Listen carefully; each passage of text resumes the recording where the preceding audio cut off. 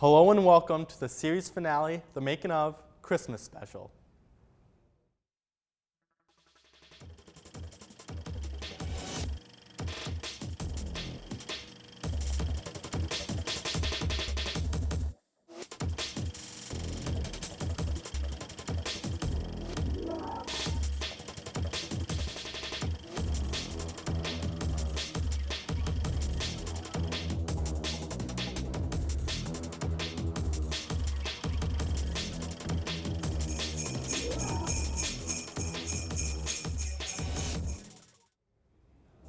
I'm your host, Michael Redicott.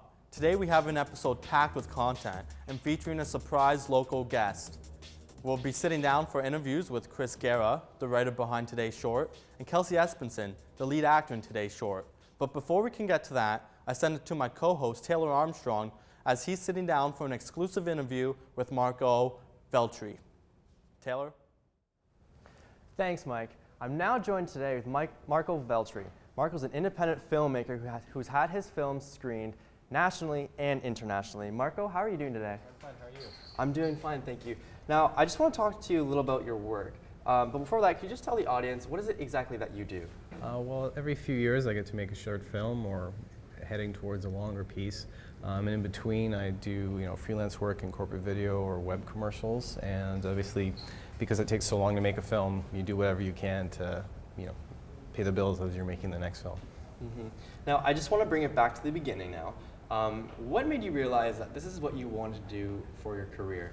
Well, when I was smaller, I think like a lot of kids, I wanted to be an astronaut. And then one time I saw basically a behind the scenes making of a film. And at that point, you have that moment as a kid where you realize, wait, people make movies, and they're not just these things you go to see. And then when I realized that was something people did, and then I threw away the astronaut idea and I wanted to make movies. Mm-hmm.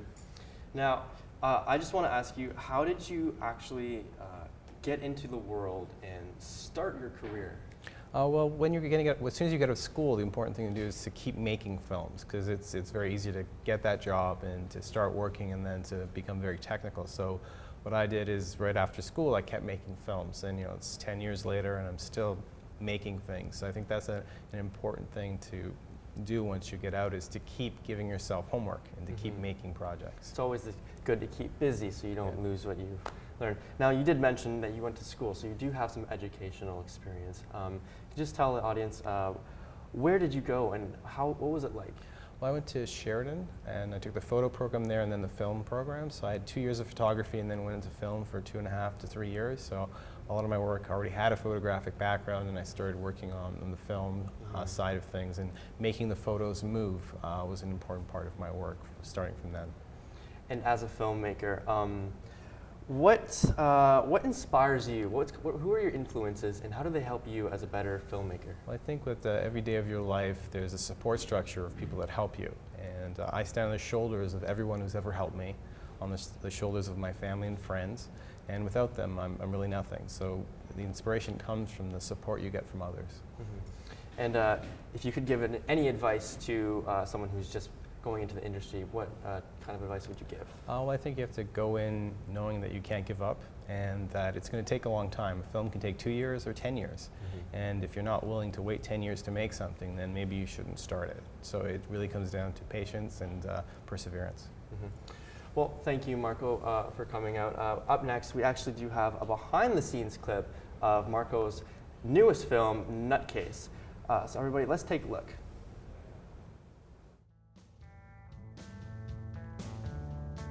Today we're shooting another part of a film called Nutcase. It's actually, concept came from the dancer Elizabeth Kamek, and she'll be here soon.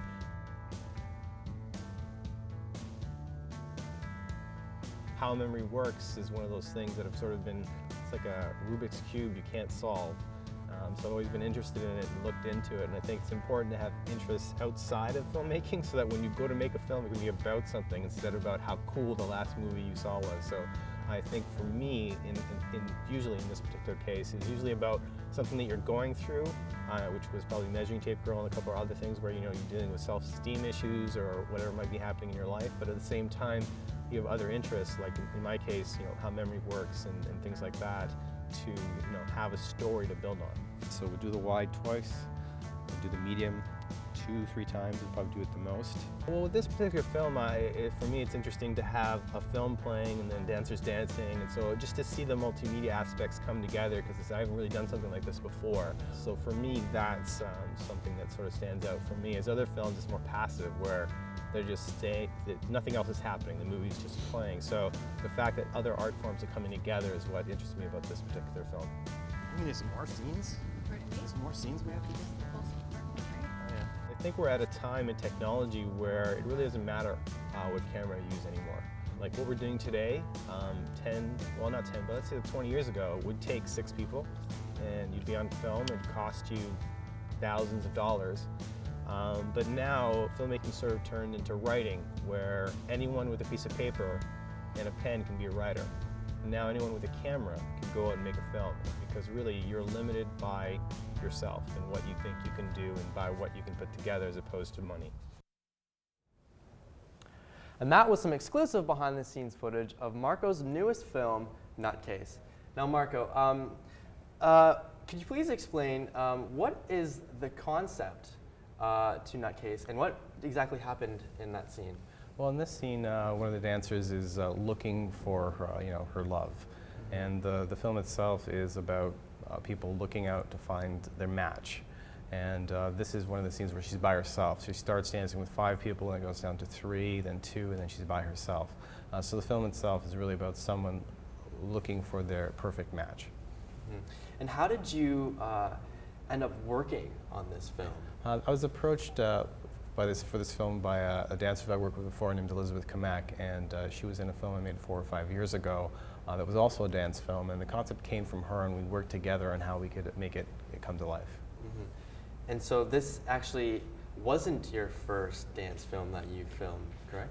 No, we made a film called A Day in the Life about 5 years ago now, and that was more about a dancer staying true to who she is and being an artist in all the situations in her life. So she was a dancer at work, at home, on the way to work, at her second job. She was always an artist no matter what she was doing. Mm-hmm.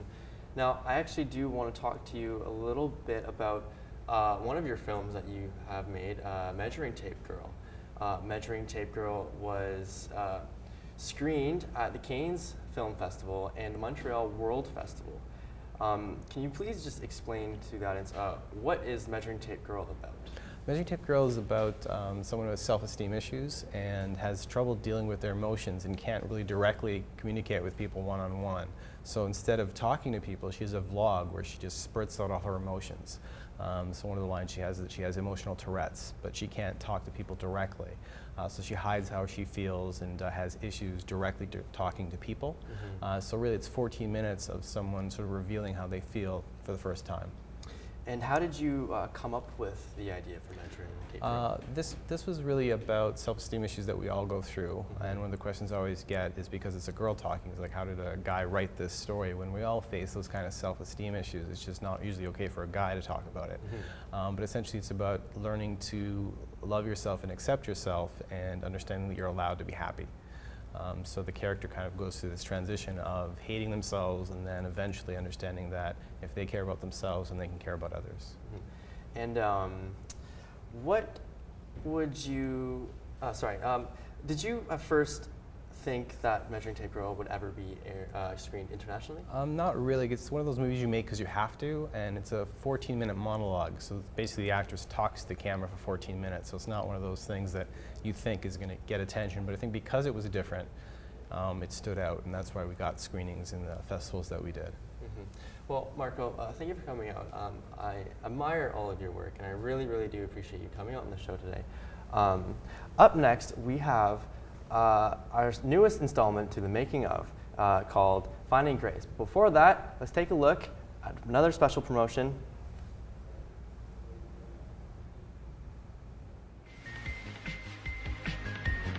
It's not easy being the funniest people on earth, and that rings true here at Down to Laugh. From memorable rear ends to rear end chasers, strange looks to weird product salesmen, Down to Laugh seems to have it all. Keep tuning in to Down to Laugh every week to see all the best in comedy writing today. How do you feel about Down to Laugh? It was very sexual, thank you.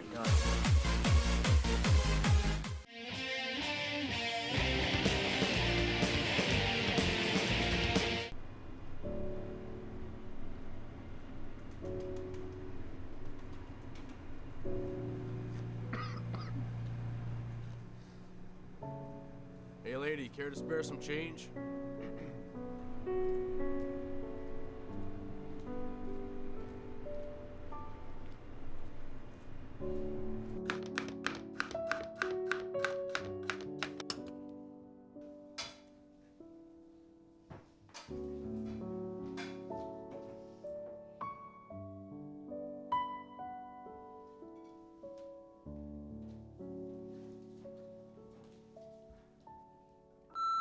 Hey Lana, it's Bridget. I'm just calling to see how you are. I haven't seen you since the funeral. Can you give me a call back and we can get together and have coffee or something? Just let me know. Hey, Alana. It's your brother. Just call me back as soon as you can. I really want to see you. Some. Hey, sweetie, how are you holding up? You know, it's been 2 months, but you need to get out of the house and do something. I love you.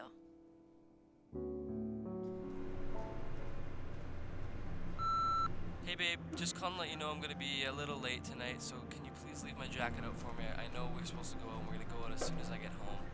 I'm really excited to hear the big news that you got for me, so. Alright, see you soon. I love you.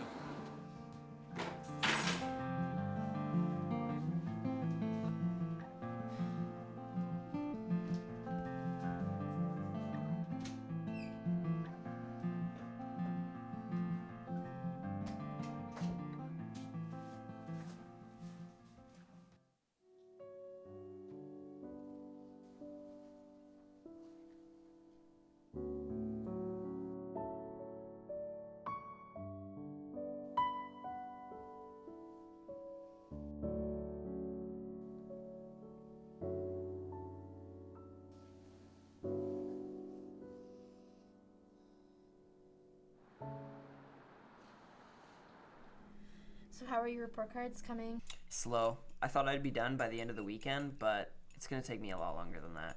I haven't even started mine. You haven't even started yet? Are you okay? It's hot.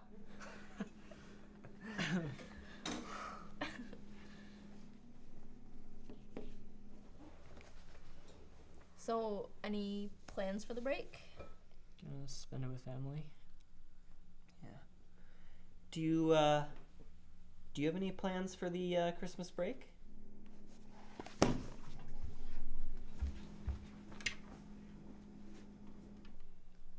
It's been like 2 months. Yeah.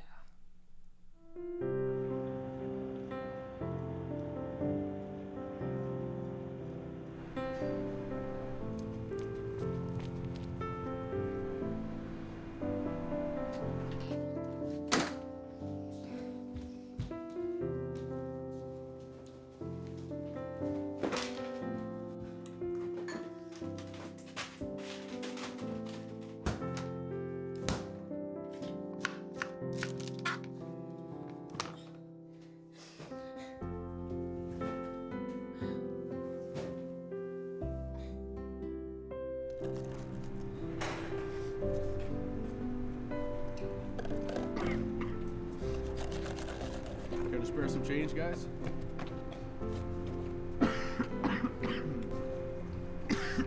Spare some change, man? Merry Christmas.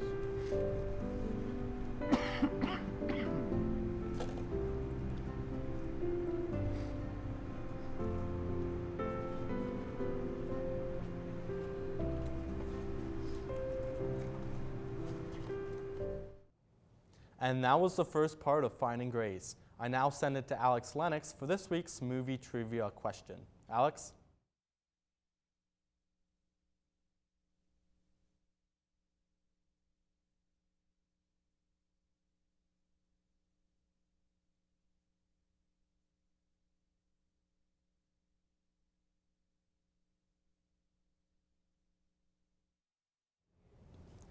Make sure you've got your thinking caps on for that one. I'm now joined with Chris Guerra, the writer for Finding Grace. Hello, Chris. Hi, how are you doing? I'm good. Yourself? Good, I'm doing swell. And let's dive right into it. Where did the idea for this film originate? The concept. I wanted to write a script that everyone can relate to. So it came from a personal place. You know, everyone has those times in their life where they lose someone, you know, be it a loved one, a close friend or a family member. So yeah, that's where the concept came from. So it comes from a really real place that almost everyone can relate to. Now I hear that there were a few changes made to the script, actually quite drastic changes. Yeah. Could you just tell our viewers a little bit about what those changes were and why they were made? Big changes.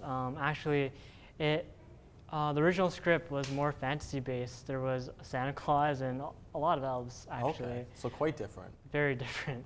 And now your locations, especially the alley and the cemetery, they really help emphasize the emotions in our character. Did you location scout before or after the script was finalized?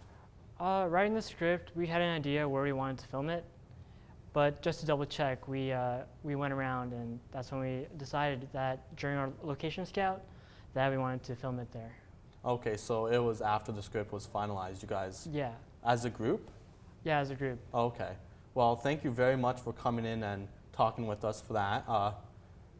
Now, I'm going to send it to the second part of Finding Grace.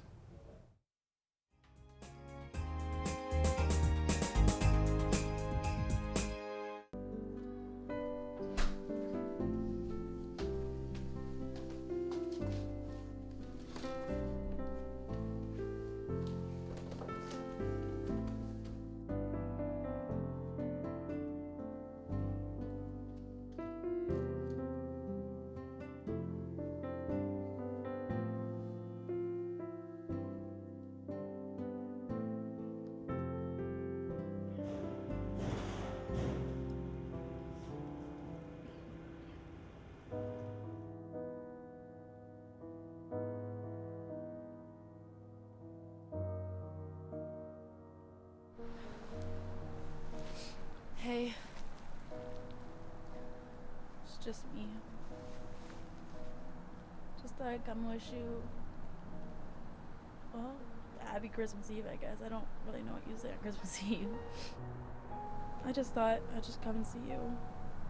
Don't really have a lot of other things to do. You know, I just go to work like normal, and everyone there's always says, "Oh, I'm so sorry for your loss," and they try to understand, but they don't. You made me laugh so much. I just miss that.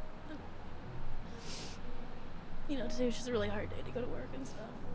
Every day I just go home, I just do the same routine over and over, and just wish that sometimes I can see you there. I can see you sitting waiting at the table. And I had to catch myself from talking out loud and talking to you and stuff. You know,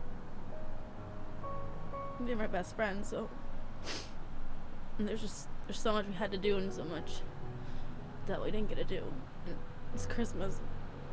I always walk by the homeless guy at the end of the day, and I always think, you know, he probably thinks his life is so bad, but he just doesn't even know like what I'm going through. I just miss you a lot. And I just came to say Merry Christmas. I love you.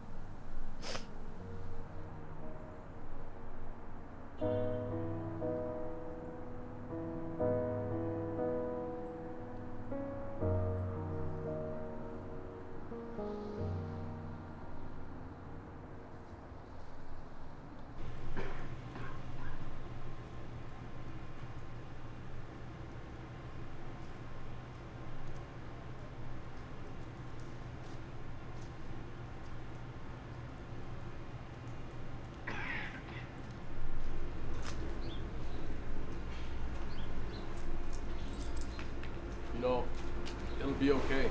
What are you talking about? I know what it's like to lose a loved one. You don't know anything. I know that you should be strong. That's what he would have wanted.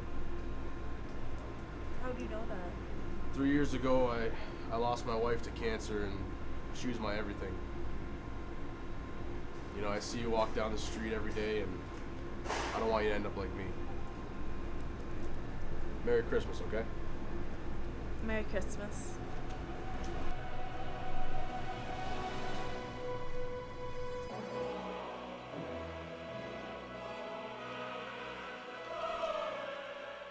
Hey babe, just calling to let you know I'm going to be a little late tonight, so can you please leave my jacket out for me? I know we're supposed to go out. We're going to go out as soon as I get home. I'm really excited to hear the big news that you got for me, so. Alright, see you soon. I love you. It's gonna be okay.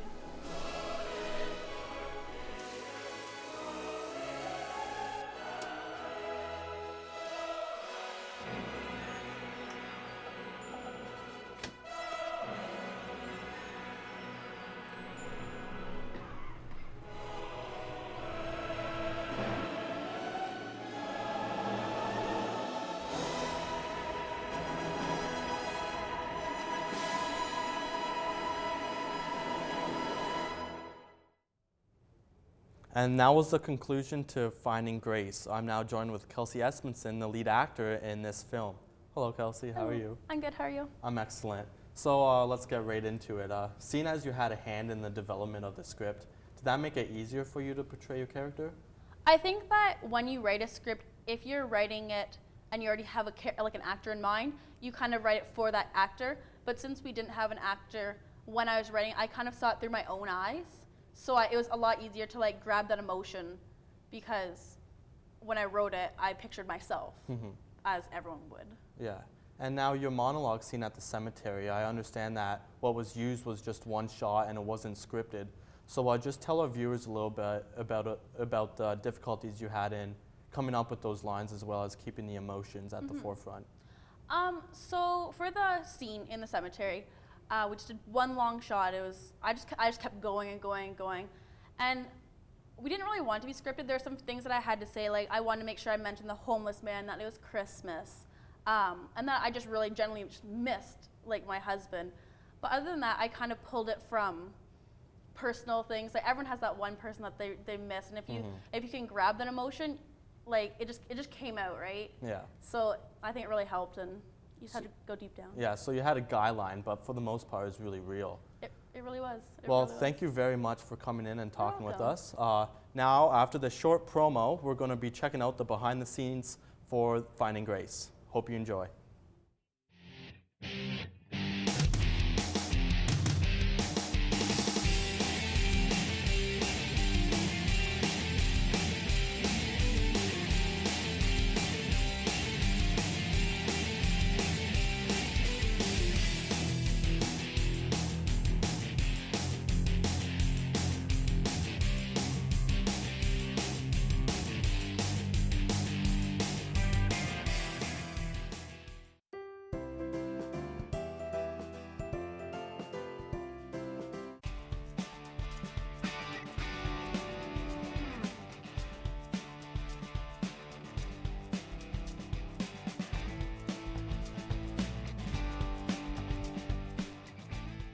I didn't really have a vision for this film. It's because I know I've said that before, but I got the script that Kelsey and Chris wrote, and it looked kind of daunting at first because it was kind of hard to wrap my head around. The film really needed to symbolize the repetition of this girl's life because she lost her husband.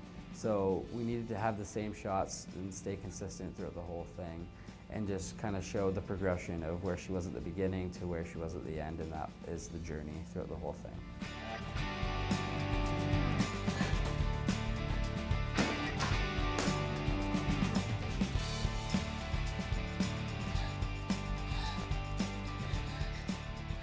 Well, what I've kind of learned is I like, as a person that edits, I really like using one camera.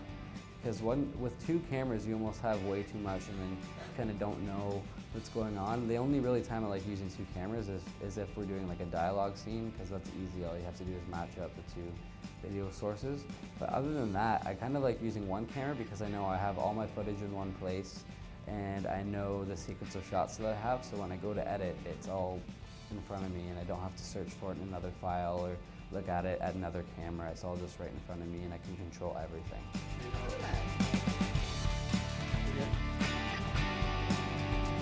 And I like whatever, and then that goes to flashback, and then we go to flashback.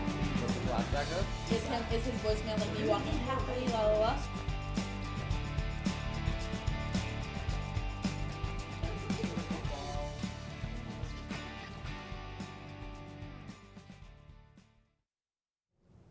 And that was the behind-the-scenes content for Finding Grace. Sorry for the technical difficulties, but I'm now sending it back to Alex for your answer to this week's movie trivia question. Thanks, Mike. So the question was, in the Christmas story, how many times does the main character Ralphie mention that he wanted a Red Ryder BB gun? Your answer was 28. Ralphie mentions it 28 times throughout the movie, and Santa brings it to him on Christmas morning. Thank you guys for tuning in, and I hope you guys all enjoyed the weekly trivia. Have a great holiday. Back to you, Mike. Thank you very much, Alex. I'm now joined again with Marco. Hello. Hi. How are you? Great, how are you? I'm excellent. So now that you've seen the conclusion to Finding Grace, what did you like about the film? I really like the transitions, that things dissolving in and out. It really helped bring out the emotion. And there's that one scene that you guys talked about that was improv that really stands out and really brings the story home. Yes. And keeping all that in mind, with different techniques, maybe more experience and stuff, what would you change about this film? Well, that scene that we talked about, the improv scene in the cemetery, if you could take pieces of that, use it at the beginning and in the middle and then at the end, and like scatter it through as if it's sort of like a thread that links everything together, so people keep being drawn back into why she had a cemetery. Might reveal things a little bit too early, but at the same time how strong the emotion is there, it can really hold people. And another thing is just whenever you have a film, if it's 6 minutes, you try to make it 5 minutes. So if you go through this and you just take 10 frames out of every shot somehow, it gets shorter. There's one shot where the fridge closes and the freezer pops open. I know it adds to the frustration of that moment, but it can just have that door shut and then go to the celery. It's such a small thing, but you lose 5 seconds, and it just makes things faster. So whatever you can do to make it faster, tighter, shorter, tell the same story in 2 minutes, or in 5 minutes. So not that it should be 2 minutes, but if it's 6, try 5.5. You know, anything you can do to make it tighter. And that's actually interesting that you mentioned that, because the original cut was actually like really close to 10 minutes, and we were able to cut that down to 9. So it's still a little lengthy, but you know, we did cut out a lot of the filler, so thanks for the suggestion. Now, with Christmas films and such, there's been so many, and it's so hard to create like original and unique Christmas films. So I'm just curious, have you worked on any holiday-themed videos? Well, not, I guess there's always those Christmas party videos that you have to make for different companies, but there's been, like one of the companies that I work for had to make a rap video for a Christmas party kind of selling point for, because each different companies have different needs at Christmas time, and they have sort of team building things that happen. So it's not a Christmas movie, but they're like Christmas themed videos for different companies where sometimes it's Christmas parties, and other times it actually has more to do with just, you know, building team morale around Christmas time. Yeah, and now that we are in the Christmas time and all the festivities are really going up now, what would you like for Christmas, Marco? Well, I think the first thing I'd want is a day off so that I could get some rest, and a day off to edit my own movie, because I've been so busy working on other things I can't edit my own film. So I think I'd like you know, a day or two to rest and then get back to work on my own project, because it's when you're balancing all these different things, it's hard to work to your own project sometimes. And that'd be really nice if Santa could bring you a day off. I'm not sure if he has room in a sled for a full day or not, but you know, and everything helps. And thank you very much on behalf of everyone on The Making Of. We really appreciate you coming in and taking the time to talk with us. For our viewers, we hope you found this program really informative and interesting. And Happy New Year's. Be safe, and Happy New Year's. Take care.